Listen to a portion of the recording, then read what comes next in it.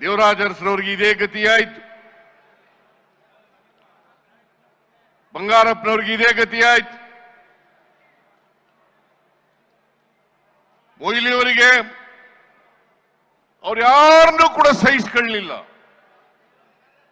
ಇದೇ ಕುಮಾರಸ್ವಾಮಿ, ದೇವೇಗೌಡರು,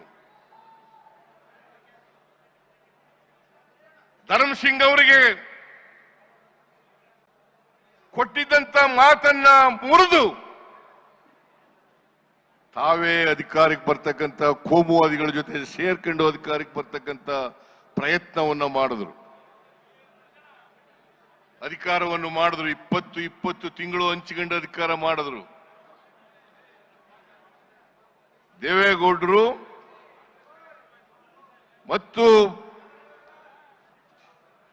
ಕುಮಾರಸ್ವಾಮಿ ಅವರು ಯಾವತ್ತೂ ಕೂಡ ಕೊಟ್ಟ ಮಾತಿನಂತೆ ನಡ್ಕೊಳ್ತಕ್ಕಂಥ ವ್ಯಕ್ತಿಗಳಲ್ಲ.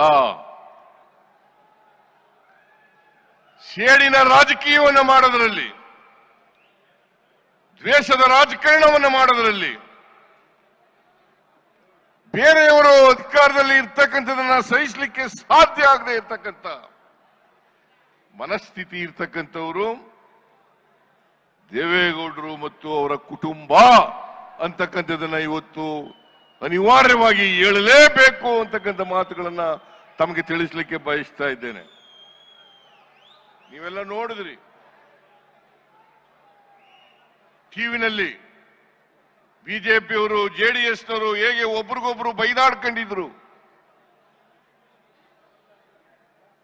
ದೇವೇಗೌಡರು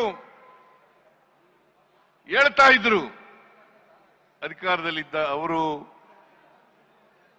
ಬಿಜೆಪಿಯವರ ಜೊತೆ ಸೇರ್ಕೊಳ್ಳೋದಕ್ಕಿಂತ ಮುಂಚಿತವಾಗಿ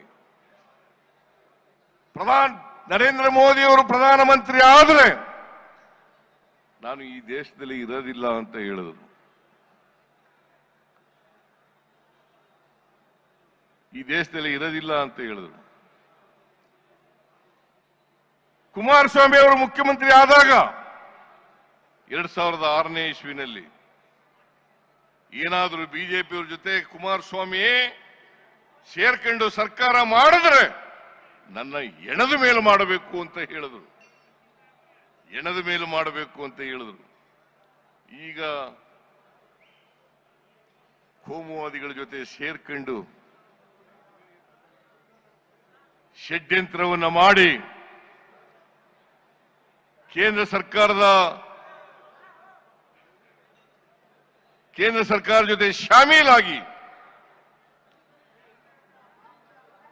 ಕರ್ನಾಟಕದ ಬಿಜೆಪಿ ಜೊತೆ ಸೇರ್ಕೊಂಡು ನಮ್ಮ ಸರ್ಕಾರವನ್ನ ದುರ್ಬಲಗೊಳಿಸತಕ್ಕಂತ ದುಷ್ಟ ಪ್ರಯತ್ನವನ್ನ ಮಾಡ್ತಾ ಇದ್ದಾರೆ. ದುಷ್ಟ ಪ್ರಯತ್ನವನ್ನ ಮಾಡ್ತಾ ಇದ್ದಾರೆ. ನಾನು ನಿಮಗೆ ತಿಳಿಸಲಿಕ್ಕೆ ಬಯಸ್ತಾ ಇದ್ದೇನೆ, ಗೊತ್ತಿದೆ ನಿಮ್ಗೆಲ್ಲರಿಗೂ ಕೂಡ. ನಾನು 4 ದಶಕಗಳಿಂದ ರಾಜಕೀಯದಲ್ಲಿ ಇದ್ದೇನೆ. 4 ದಶಕಗಳಿಂದ ನಾನು 1984 ಆಗಸ್ಟ್ 17ರಂದು ಮಂತ್ರಿಯಾದೆ. ಅಂದಿನಿಂದ ಇವತ್ತಿನವರೆಗೆ ಅನೇಕ ಖಾತೆಗಳನ್ನು ನಿಭಾಯಿಸತಕ್ಕಂಥ ಅವಕಾಶ ಸಿಕ್ಕಿತ್ತು. ನಿಮ್ಮೆಲ್ಲರ ಆಶೀರ್ವಾದ, ನಿಮ್ಮ ಆಶೀರ್ವಾದದ ಫಲದಿಂದ 4 ದಶಕಗಳ ಕಾಲ ಈ ರಾಜ್ಯದ ರಾಜಕೀಯದ ಮುಂಚೂಣಿನಲ್ಲಿರ್ತಕ್ಕಂಥ ಅವಕಾಶವನ್ನ ಒದಗಿಸಿಕೊಟ್ಟಿದ್ರಿ. ಈ 4 ದಶಕಗಳ ಕಾಲ ನಾನು ಮಂತ್ರಿಯಾಗಿದ್ದೆ, 2 ಸಾರಿ ಉಪಮುಖ್ಯಮಂತ್ರಿಯಾಗಿದ್ದೆ, 2 ಸಾರಿ ಡೆಪ್ಟಿ ಚೀಫ್ ಮಿನಿಸ್ಟರ್ ಆಗಿದ್ದೆ, 2 ಸಾರಿ ಮುಖ್ಯಮಂತ್ರಿ ಆಗಿದ್ದೇನೆ. 2013ರಿಂದ 2018ರವರೆಗೆ ಈ ರಾಜ್ಯದ ಜನರ ಆಶೀರ್ವಾದದಿಂದ, ಶಾಸಕರ ಬೆಂಬಲದಿಂದ ನಾನು ಮುಖ್ಯಮಂತ್ರಿ ಆಗ್ತಕ್ಕಂಥ ಅವಕಾಶ ಸಿಕ್ಕಿತ್ತು.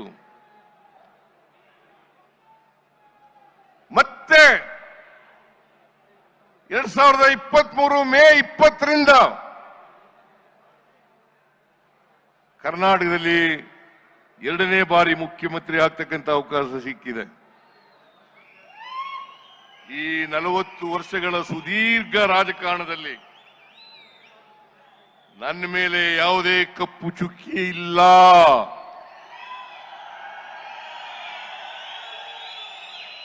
ನನ್ನ ರಾಜಕೀಯ ಜೀವನ ತೆರೆದ ಪುಸ್ತಕ.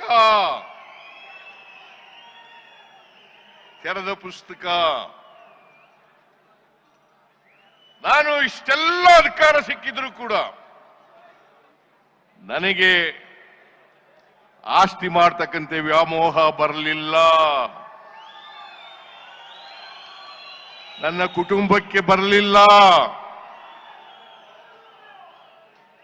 ನನ್ನ ಧರ್ಮಪತ್ನಿ ಹೆಂಡತಿ ಪಾರ್ವತಿ ಯಾವತ್ತೂ ಕೂಡ ಸಾರ್ವಜನಿಕ ಸಭೆಗಳಿಗೆ ಬಂದಿಲ್ಲ.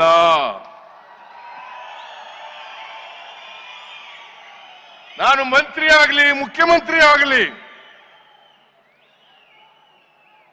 ಪ್ರಮಾಣ ವಚನ ಸ್ವೀಕಾರ ಮಾಡತಕ್ಕಂಥ ಸಮಾರಂಭಕ್ಕೂ ಬಂದಿಲ್ಲ.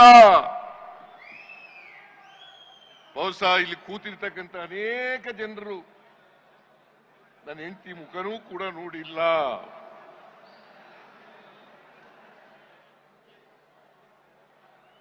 ಅವರು